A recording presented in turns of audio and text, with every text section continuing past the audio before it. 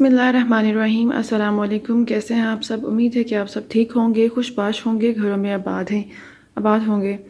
और आज का हमारा जो टॉपिक है वो हयाती तनकीद है, और इसमें मैं आपको रीड करके बताऊंगी हयाती तनकीद क्या है। और आपको स्लाइड शो में दिखा दिया जाएगा कि रूसी हयत पसंद, और उसके बाद है अमरीकी हयत पसंद।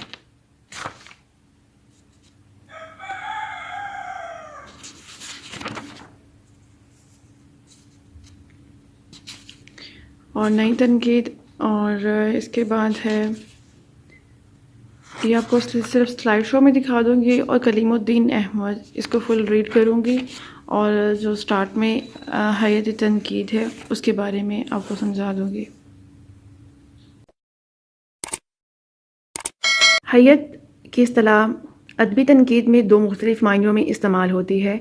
एक तरफ तो इसे अदबी शापारों की ज़ाहरी शक्ल, सूरत या सिन्फ के मायनों में इस्तेमाल किया जाता है। मसलन गज़ल के अशार का दो मिसरों पर मुश्तमिल होना या इनमें काफ़िया रदीफ़ की मौजूदगी। दूसरी तरफ हयत के लफ्ज़ को वसी तर मफ़हूम में किसी फ़नपारे की दाखिली तरतीब और इसके मुख्तलिफ अज्जा के दरमियान तवाज़न, तनासब, रबत, आहंग को भी हयत करार दिया गया है। ऑस्कर वाइल्ड ने गालिबन इसी नुक्ता नज़र से लिखा था कि इस सिलसिले में form is a myth, it is a secret of life, start with the worship of form, and there is no secret of art and that will not be revealed to you, कि इसमें कोई चीज़ भी जो है वो secret नहीं होगी, हर चीज़ को आपको ज़ाहिर कर दिया जाएगा। इस एतबार से हयत का मफ़हूम महज असनाफ की ज़ाहरी शक्ल तक महदूद नहीं है, इसमें हर चीज़ आ जाती है वसी तरमाइयों में कि आपको हर चीज़ के बारे में पता चल जाए। तो इसमें क्या होगा, इसका वज़न बहर अल्फाज का इंतखाब ही नहीं बल्कि इसकी ज़ाहरी शक्ल और सूरत के तमाम रिश्ते और रबत हयत के ज़मन में आ जाते हैं। इस तरफ हयत के वो बादनी रिश्ते हैं जो ख़याल और तसव्वुर से कायम होते हैं, और दूसरी तरफ वो रिश्ते हैं जो ज़ाहरी शक्ल के मुख्तलिफ हिस्सों को आपस में मरबूत करते हैं, यानी कि ज़ाहरी और ख़याल से, तसव्वुर और ख़याल से लेके फिर उसको बनाने तक सारी चीज़ें उसमें डिस्कस होंगी हयत में। इन रिश्तों में एक तरफ तो अल्फाज के लाफानियाती पहलू और इनमें मायनवी और तसव्वुरात की तर्जुमानी की ताकत पर गुफ्तगू होती है। दूसरी तरफ अदब और दीगर फ़नून लतीफ़ा के दरमियान बाहमी रिश्तों की बाज़ियाफ़त का अमल सामने आता है। यहाँ शायरी महज तसव्वुरात की तरसेल नहीं बल्कि मौसीकी और मुसव्वरी से बहुत कुछ मिलती जुलती शक्ल इख्तियार कर लेती है। हयत का बुनियादी मसला तकनीक और फ़नकाराना हुनरमंदी की शक्ल में सामने आता है। दूसरे मफ़हूम को पेश नज़र रखा जाए तो इसकी जड़ें जमालियात और तनकीद फ़न में दूर दूर तक फैली हुई नज़र आती हैं, इतनी दूर तक कि इसका रिश्ता जमालियात के इस बुनियादी सवाल से जोड़ा जा सकता है कि आखिर कोई फ़न पारा हमें क्यों कर जमालियाती तस्कीन और अनबसात बख्शा है। इसका जवाब एक वो था जो कदीम तरीन फ़नी तनकीद ने होमर के अल्फाज में इस तरह दिया था कि अनबसात दरअसल जूं की तू नकल से हासिल होता है।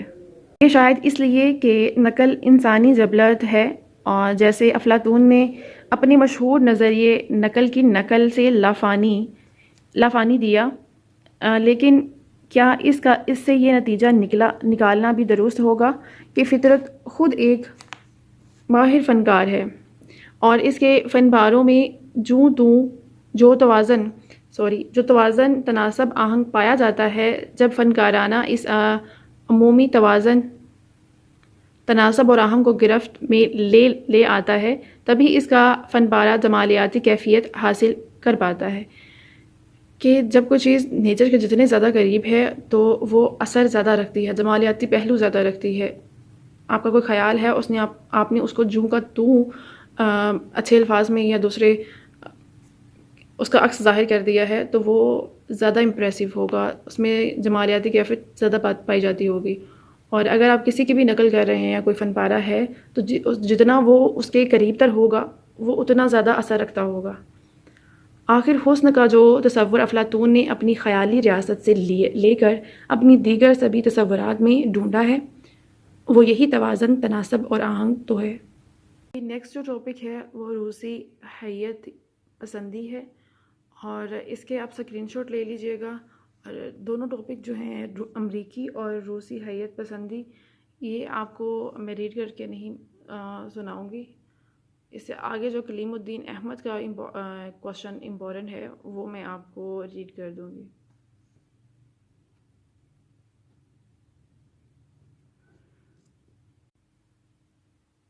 آپ جب اسکرین شاٹ لیتے ہیں تو پہلے اس کو اسٹاپ کیا کریں، اس کے بعد اس کو سائڈ میں کلک کر کے دین اسکرین شاٹ لیا کریں۔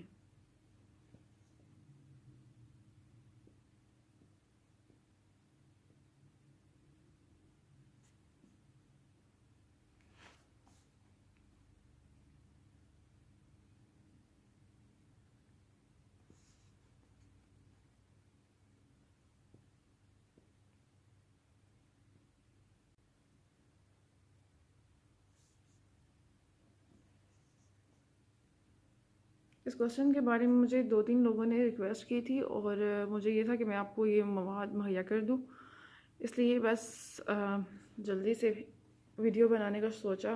اس پہ کوئی میری ریہرسل نہیں، اور موسٹلی ایسا ہوتا ہے میں جب جس ویڈیو پہ زیادہ محنت کرتی ہوں یا تو اس پہ بنا نہیں پاتی ہوں، یا وہ پہلے ہی اس پہ کام اتنا کر لیا ہوتا ہے، بعد میں میرا بنانے کو دل نہیں کر رہا ہوتا، کچھ نیا ہو تو اس کو پڑھنے کا دل کر رہا ہوتا ہے۔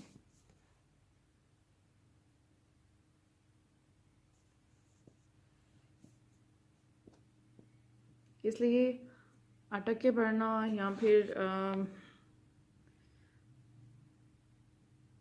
آپ فوکس کیا کریں اپنے مواد پہ جو آپ کو پرووائڈ کر دیا جاتا ہے، بجائے اس کے کہ آپ اس میں سے غلطیاں یا کچھ اور نکالیں۔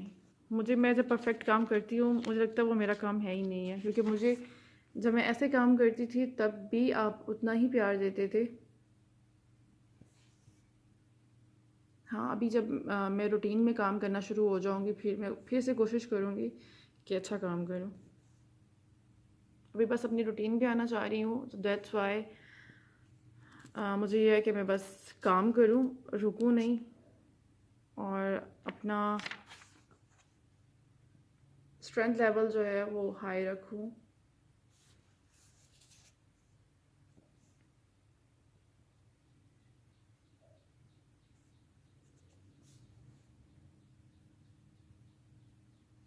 کلیم الدین احمد پروفیسر کلیم الدین احمد دنیائے ادب نقد میں نمایاں حیثیت کے حامل ہیں، ترقی پسند نقادوں میں بھرپور شہرت رکھتے ہیں۔ انہوں نے یوں تو بہت سے مضامین لکھے، شائع بھی ہوئے، لیکن ان کی اصل فکری متاع حیات 2 کتابیں ہیں جن پر ان کے تمام تر شہرت کا انحصار ہے۔ نمبر 1 پہ ہے اردو شاعری پر ایک نظر اور اردو تنقید پر ایک نظر۔ اردو شاعری پر ایک نظر جو ہے کے بارے میں صرف یہ کہا جا سکتا ہے کہ یہ کتاب مقدمہ شعر و شاعری اور ساکھوال میزانی کی تقلید میں لکھی گئی تھی۔ جس طرح حالی نے اپنے دیوان کا مقدمہ مرتب کیا، میزانی نے اپنی بلند پایہ نظم، ان کی نظم کا نام ہے انورٹڈ کاماز میں دن ہے کہ ناقدانہ مطالعہ میں سہولت کے لیے اس نظم کے دیباچے میں اپنا فارمولہ پیش کیا ہے۔ اردو تنقید پر ایک نظر کے مطالعے پر پروفیسر صاحب موصوف کی 2 خصوصیات نمایاں ہوتی ہیں۔ ایک تو یہ کہ وہ اس شخص کو کسی طور پر بھی نقاد تسلیم کرنے پر آمادہ نہیں جس نے شاعری اور تنقید کے بنیادی مسائل پر کوئی بحث نہ کی۔ جناب مولوی عبدالحق صاحب عملی تنقید کے اصول سے واقف ہوئے اور ان پر حرف بحرف عمل کرنے کے باوجود محض اس سبب سے کامیاب مبصر تو ہو سکتے ہیں مگر نقاد نہیں، کیونکہ انہوں نے اصل نقد پر 2 صفحے کا کوئی چھوٹا سا مقالہ بھی نہیں لکھا۔ یعنی کہ جو تنقید کر رہا ہے، جو اردو تنقید پہ کچھ لکھ رہا ہے یا اردو شاعری پر، تو اس کو پہلے اس کے بارے میں کچھ اصول پتہ ہونے چاہیے، اس کو وضع کرنا چاہیے اپنی قارئین کے لیے، اور یہ بتانے کے لیے کہ ہاں جی وہ اس چیز کے بارے میں جانتا ہے جس کے بارے میں وہ لکھ رہا ہے یا تنقید کر رہا ہے۔ جو باقی پیرا رہتا ہے آپ اس کو بھی ریڈ کر لیجئے گا۔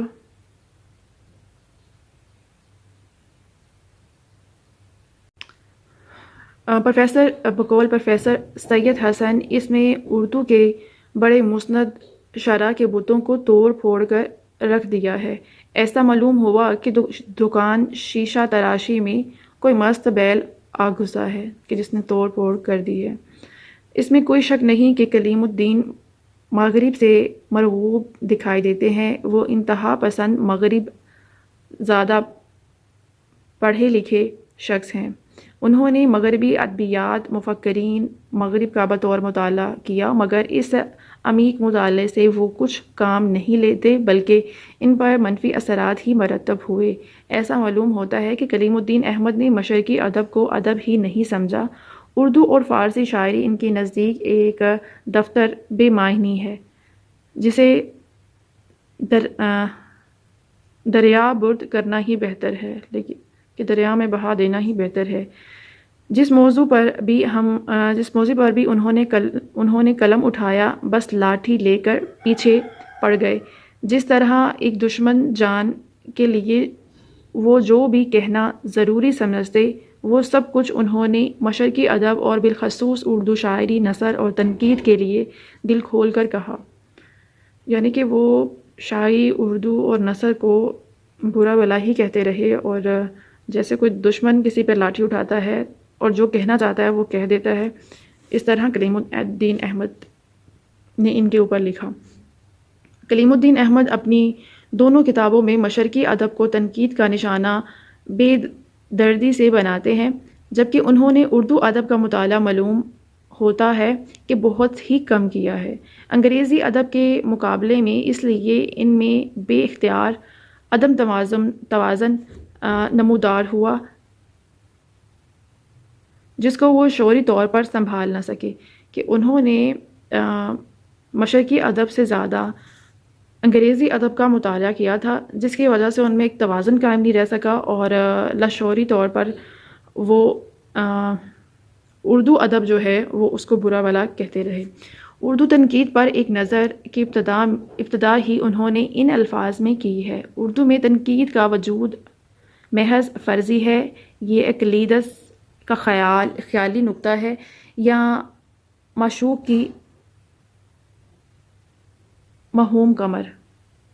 کلیم الدین کی تنقید سے یہ احساس ہوتا ہے کہ یہ تنقید کم ہے اور اردو اور انگریزی ادب کے مقابلے کی صورت میں وکیلانہ بحث ہے، کیونکہ وکیل کو حق ناحق سے کوئی سروکار نہیں ہوتا۔ اس کے نظر میں صرف اور صرف اپنے موکل کا مفاد کرتے ہوئے مال کا خیال ہوتا ہے، لہٰذا انہوں نے اردو شاعری اور اردو تنقید کو فریق مخالف بنا لیا ہے۔ دیکھیں، پھر بھی اردو شاعری بلند مقام پر نہیں ہے، مغربی شاعری کی گرد کو نہیں پہنچتی۔ یہ کلیم الدین احمد نے اپنی بک میں لکھا ہے۔ دوسری جگہ لکھتے ہیں: اگر اردو شاعری اپنی ترقی کے اوائل مدارس طے کرنے کے بعد فارسی شاعری کے اثر سے آزاد ہو جاتی اور آزاد ہو کر اپنی الگ دنیا بتاتی تو کچھ شکوہ شکایت کی گنجائش نہ ہوتی، لیکن یہ آزادی اس کی قسمت میں نہ تھی۔ اسے کورانہ تقلید ایسی پسند ہوئی کہ یہ گویا ہمیشہ کے لیے لکیر کی فقیر بن گئی۔ اس میں آپ سمجھ سکتے ہیں کہ کلیم الدین احمد کیا کہہ رہے ہیں کہ اگر اردو شاعری جو ہے وہ فارسی شاعری کی پیروی نہیں کرتی یا اس کی کورانہ یعنی کہ اندھا دھند اس کی تقلید نہ کرتی تو بھی اس کی جو فضیلت تھی وہ زیادہ ہو سکتی تھی، اور مجھے اس سے شکوہ شکایت نہیں ہو سکتی تھی، یا میں شکوہ شکایت کرنے کی گنجائش نہیں ہو سکتی تھی۔ لیکن اردو شاعری جو ہے وہ فارسی شاعری کی تقلید کرتی ہے اور اس کی پیروکار ہے، اس لیے وہ اس کو پسند نہیں کرتے ہیں۔ اسلوب کے حوالے سے لکھتے ہیں کہ اردو میں تشبیہیں، استعارے، ذہنی نقوش، رمز و کنائے، تلمیحیں، یہ ساری چیزیں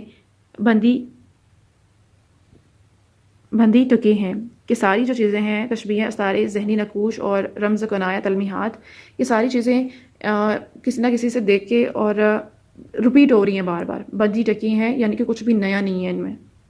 گل نغمہ کے مقدمہ میں غزل کو وہ نیم وحشی صنف شاعری کہتا ہے۔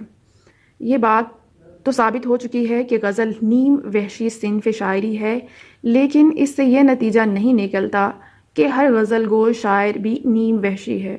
مدرجہ ذیل عمل کا در عمل بھی ہونا تھا، جو اس طرح سے ہوا کہ اردو شاعری کے مقام کے حوالے سے ڈاکٹر عبدالمفتی لکھتے ہیں، میرا دعویٰ ہے کہ قصیدہ، مثنوی، غزل، رباعی کی مستقل صنفیں فنی اعتبار سے اوڈ، بیلڈ اور لیرک، سانٹ اور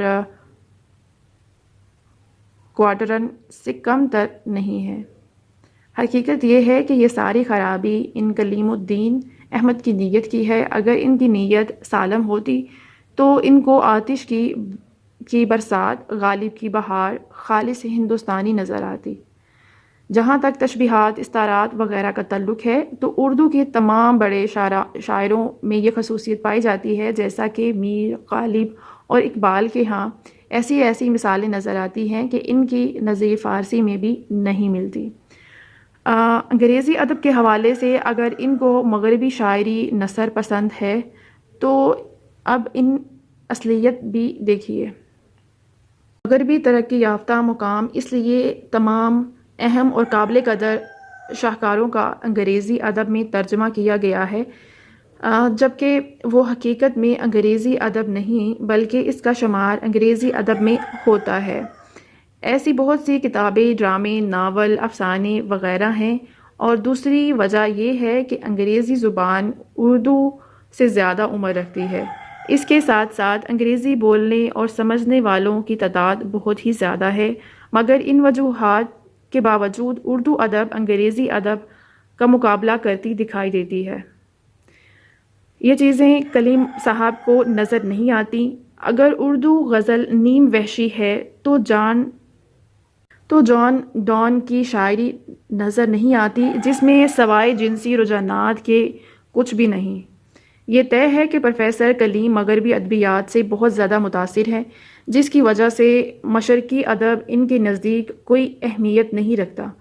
وہ شعر ادب کو انسان کی بہترین دماغی تحریکات کا نتیجہ اور آئینہ دار قرار دیتے ہیں، کیونکہ ان کا خیال ہے کہ شاعر اپنے زمانے میں سب سے زیادہ قوت ادراک کا حامل ہوتا ہے۔ ان کے نزدیک شاعری صرف جذبات، احساسات کا ہی نام نہیں بلکہ غور و فکر کے بعد خارجی حالات سے پیدا شدہ خیالات کو عقل، شعور کی روشنی میں پیش کرنا بھی ضروری ہے۔ وہ اسے ہی درست شاعری قرار دیتے ہیں۔ وہ سائنس اور فلسفہ سے زیادہ شاعری کو زندگی سے ہم آہنگ تصور کرتے ہیں۔ بقول ڈاکٹر عبادت بریلوی، کلیم الدین احمد کے ہاں حقیقت اور انیت برسر پیکر نظر آتی ہے، اور وہ ان دونوں کے بیچ میں معلق ہو کر رہ جاتے ہیں۔ ان کے نزدیک سیاست اور ادب میں کوئی تعلق نہیں۔ ان کا دعویٰ ہے کہ ادب کا تعلق دماغ سے ہے، پیٹ سے نہیں، جبکہ سیاست کے سارے ہنگامے اسی پیٹ کے دم سے ہی ہیں۔ کلیم الدین اس بات کی کوشش کرتے ہیں کہ شاعری کے صحیح نظریے کو اپنائیں، لیکن ان کی طبیعت کا انتشار انہیں اس جگہ برقرار نہیں رہنے دیتا۔ نتیجہ یہ ہوتا ہے کہ ان کے تنقیدی نظریات میں تضاد کی کیفیت پیدا ہو جاتی ہے، کہیں کہیں اپنے ہی قائم کیے ہوئے اصولوں کی مخالفت، اور مشرق کی ہر بات کو برا بلا کہنے کی خواہش ان کی تنقید کو تنقیص کا رنگ دے دیتی ہے۔ تنقیص وہ تنقید جس میں صرف نقص ہی نکالے جائیں، اور اصل تنقید وہ ہوتی ہے جس کے اچھے اور برے پہلو دونوں کو آپ مد نظر رکھیں اور فیئر ڈیسیجن دیں اور فیئر رائے دیں اپنی۔ یہ نہیں کہ اگر آپ اس میں جانبداری سے کام لیں اور صرف اس کی برائیوں پہ یا صرف اچھائیوں پہ نظر ہو آپ کی۔ کلیم الدین احمد کی آراء کو سرسری طور پر رد کر دینا مناسب بھی نہیں ہے، کیونکہ انہوں نے مشرقی ادیبوں اور شاعروں سے غور و فکر، محنت، حقیقت کا سامنا کرنے کا مطالبہ ہے اور فرضی حصے کہانیوں کو چھوڑنے کا کہا ہے، کیونکہ ہماری ساری مثنویاں عشق پر بنیاد رکھتی ہیں۔ اس کے علاوہ بھی بہت کچھ ہے، جیسے ملٹن نے 11 کتابیں جنت سے اخروج کے حوالے سے لکھی ہیں، یعنی کہ جنت سے نکلنے کے حوالے سے لکھی ہیں ملٹن نے 11 کتابیں۔ ایسی شاعری بھی ہو سکتی ہے جس کی بنیاد اقبال کی ہے، لہٰذا ہمیں غور و فکر کرنے کی ضرورت ہے، کیونکہ نکات وہی ہے جو غلطیاں بتائے۔ اپنا بہت خیال رکھیے گا، دعاؤں میں یاد رکھیے گا۔ اور اس میں میں آپ کو بتانا چاہوں گی کلیم الدین احمد کی بایو ڈیٹا، اس سے ریلیٹڈ یہ ایک پیرا ہے، آپ اس کو بھی لکھیے گا اور کوشچن کے اسٹارٹ میں اس کو آپ پٹ کر سکتے ہیں، جو کہ کافی انفارمیٹیو ہے۔